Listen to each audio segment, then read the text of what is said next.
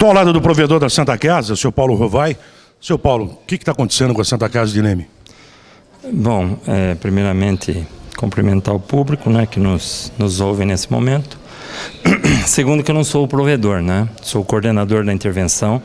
A Santa Casa está sob intervenção já. Mas responde como se fosse o provedor. Isso, evidentemente. Então o senhor é o provedor. Não, a figura do provedor, a gente até uma hora, com todo o respeito, a gente pode conversar o que mas o senhor responde pela gerência aqui da Santa Casa hoje. Isso. Então é com o senhor mesmo que a gente tem que falar. Não, sim, é o coordenador da intervenção.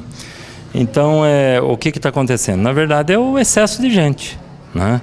Hoje nós, assim como ontem, né? Não sei se você esteve aqui ontem ou não, mas de qualquer forma ontem também teve um excesso de gente, um excesso de público, de pacientes, de pessoas que procuram a Santa Casa e que, de uma forma ou de outra, elas vão ser atendidas. Desculpa a pergunta, coordenador, então, com o senhor, senhor Paulo Rovai. Será que é o excesso de gente ou é a falta de médico, a falta de pessoa na triagem, a falta de gente para atender também? Não, pelo contrário. A triagem, inclusive, foi algo que a gente adotou, né? De 3 meses para cá, é algo que não tinha, né? E com a questão da intervenção, a gente adotou a triagem justamente para facilitar para as pessoas entenderem até que ponto, no momento que ela chega na Santa Casa, se o caso dela é um caso considerado grave e de urgência e emergência, e que, portanto, a Santa Casa aí sim cumpre a sua função e tem que assistir essa pessoa, ou se é aquele caso em que ela dentro da classificação de risco das cores, né, que é o protocolo de Manchester, ela vai ser classificada de uma determinada cor e a partir daí um determinado horário que ela tem que aguardar. O protocolo de Manchester eu entendo que é uma atitude que, se funcionar direito, é maravilhosa. O que eu quero dizer para o senhor é o seguinte: hoje nós tínhamos aí, eu vou chutar, aproximadamente 60, 70 pessoas. Uma pessoa só atendendo a triagem, não é muito pouco? Não, de forma nenhuma. Ela tem que dar vazão para a triagem tem que dar vazão para o médico, porque nós estávamos com 2 médicos no atendimento, né? E um terceiro atendendo no plano. Então, vamos dizer assim, a quantidade de médicos preconizada aqui para a Santa Casa de Leme é essa.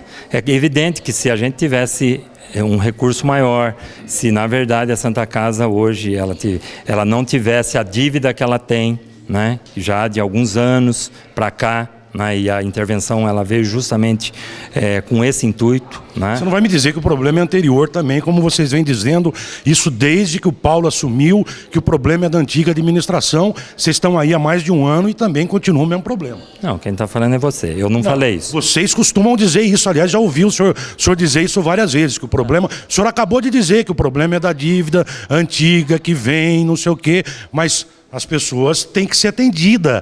O problema a gente viu aí hoje, é notório. Uma pessoa atendendo a triagem, só tinha um médico para atender. Depois que nós chegamos aqui, aí foi colocado mais um médico para atender.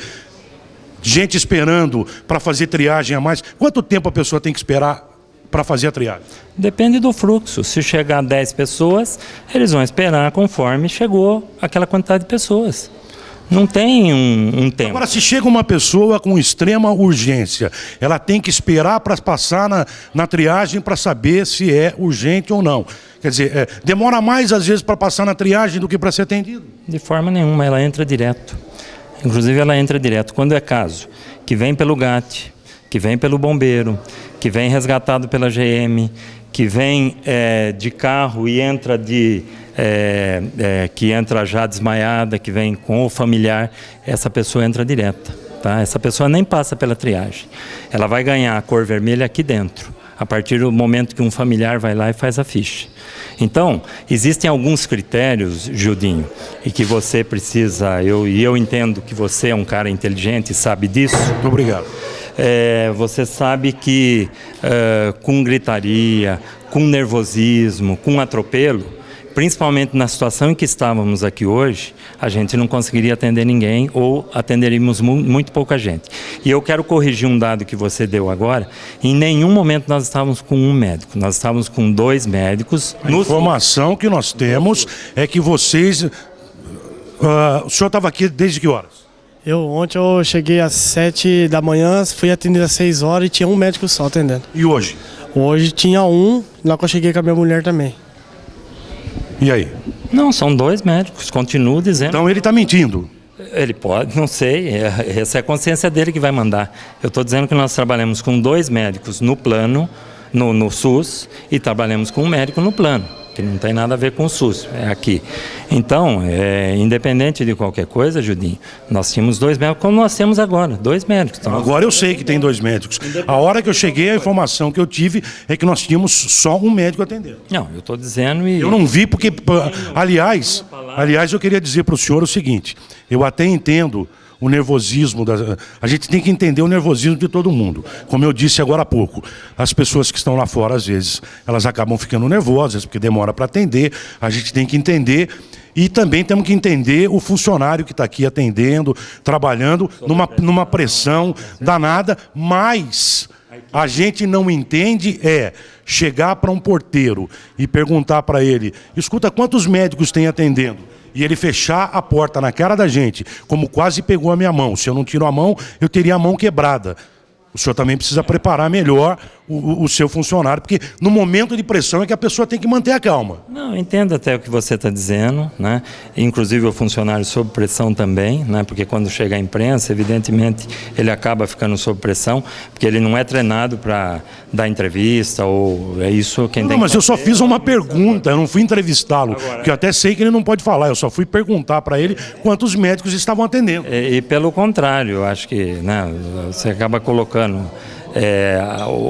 a orientação do próprio porteiro é manter a porta entreaberta com aquele vão, justamente por conta do fluxo, né?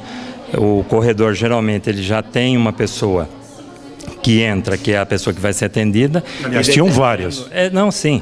Eu estou dando um exemplo, né? De repente a pessoa entra e ela, dependendo da idade ou se é criança, ela precisa de um acompanhante, né? Então, evidentemente que o corredor acaba ficando cheio. E, infelizmente, às vezes nós temos pessoas que, por conta do nervosismo, por conta de uma série de outros fatores, elas querem entrar de qualquer jeito. E não pode, tem orientação que não pode. O atendido, a pessoa que vai ser atendida, ela entra sozinha, desde que ela não se enquadre naquela idade ou naquela condição de que ela precise de um acompanhante. E o senhor entende, então, que o atendimento está certo, está correto, está sendo feito tudo certo, quer dizer, não tem problema nenhum? Não, com certeza tem muitos problemas. Com certeza. Aliás, a intervenção ela veio por conta disso. Falta de prestação de contas, né? Falta de planejamento na Santa Casa. E isso, Gildinho, você, volto a dizer, você é um cara inteligente, eu sei disso, né? Você sabe pensar. Então eu quero dizer para você que na área da saúde nada é feito do dia para a noite. Nada é feito do dia para a noite na área da saúde. Na área da saúde você tem que planejar, você tem que pensar, né? Quando você me faz essa pergunta, eu afirmo para você, temos tantos problemas quanto tínhamos há 5 anos atrás, há 10 anos atrás ou há 3 meses atrás. Temos muitos problemas. Alguns a gente conseguiu dar algum encaminhamento diferenciado e outros ainda não, né? Agora, estamos pensando, conversando, contratando, né? Porque hoje no mercado, por exemplo, pediatra hoje no mercado, não estou dizendo na Santa Casa de Leme, no mercado.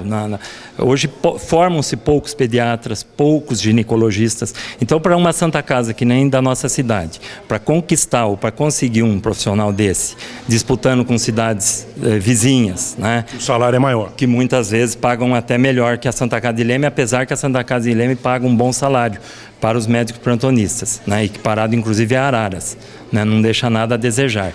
Agora, para você conseguir esse profissional é difícil, né? Nós temos hoje na cidade, sei lá, 10 pediatras a nível de consultório.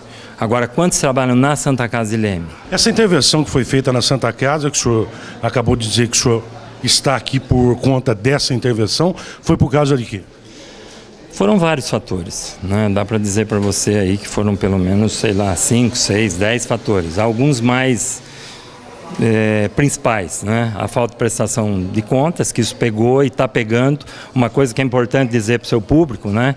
Hoje a Santa Casa de Leme ela pode ser penalizada por conta da falta de prestação, e aí não tem como, eu tenho que falar do passado. A falta de prestação de contas de 2010, 2011 e 2012. Por que não foram feitas? Então, o tribunal fez essa exigência e não foi feito. Eu também gostaria de saber. Eu apurei isso na auditoria que a gente fez. Fui agora, como eu estou aqui, hoje eu sou, vamos dizer, o administrador da Santa Casa. Então eu tenho que, independente de ser o Paulo, o Pedro, quem quer que seja, o tribunal nos acionou e eu tenho que prestar conta desse período, né? Então, por exemplo, só agora de janeiro para cá, nós fizemos aí a prestação de conta desse período e quando eu disse que seria importante dizer para o seu público o seguinte: se o tribunal entender que essa prestação de contas ela não está, vamos dizer, à altura daquilo que se gastou na época, né? Ou por conta de que os documentos não foram encontrados, ou porque não tinha documento, ou coisa que o valha, nós poderemos ser penalizados pelo tribunal, inclusive, a devolução de verba pública. Mas as pessoas que estavam aqui, se houve irregularidade, se fizeram alguma coisa errada, serão penalizadas. Eu acredito que sim, isso já foi encaminhado para o Ministério Público. Bem que nós estamos no Brasil, né? Entendeu? Acredito muito pouco. Não, já encaminhamos isso para o Ministério Público.